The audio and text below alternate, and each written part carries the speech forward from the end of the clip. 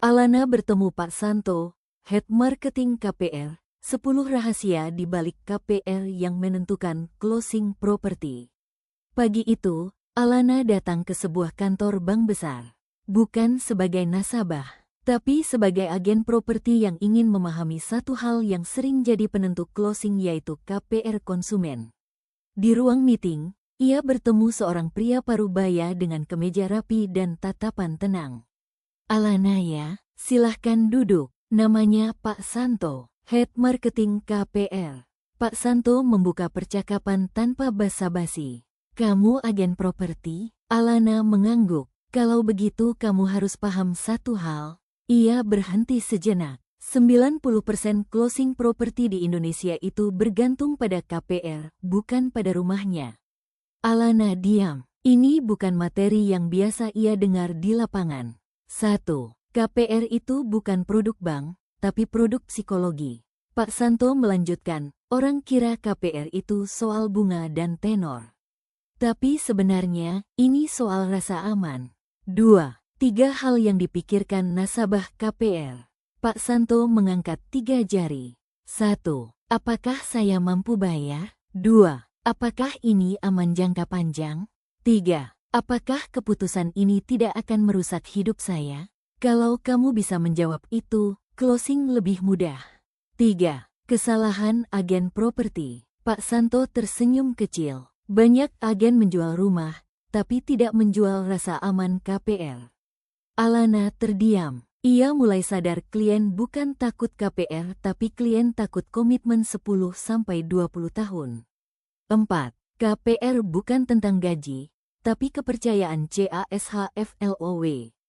Pak Santo menjelaskan bahwa bank tidak hanya lihat gaji, tapi juga stabilitas, histori kerja, konsistensi income, utang lain. Karena KPR adalah kepercayaan jangka panjang. 5. Momen kritis dalam closing properti. Pak Santo mencondongkan badan. "Tahukah kamu kapan deal KPR ditentukan?"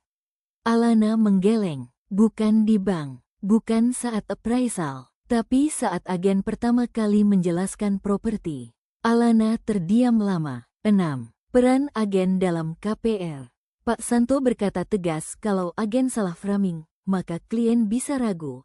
KPR ditunda, closing gagal. Tapi kalau agen tepat framing, klien percaya, proses lancar, bank lebih mudah approve. 7. KPR adalah jembatan emosi dan logika. Pak Santo menjelaskan pelan, bank bicara logika, klien bicara emosi, dan agen harus jadi jembatan. Alana mulai memahami posisi sebenarnya.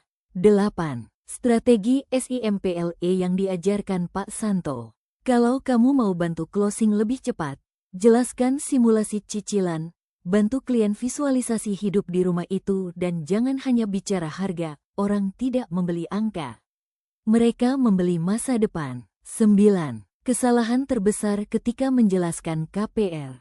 Pak Santo menambahkan jangan pernah menakut-nakuti klien dengan KPR, seperti bunga naik, lama proses, ribet. Kalau kamu takutkan mereka, mereka tidak jadi beli.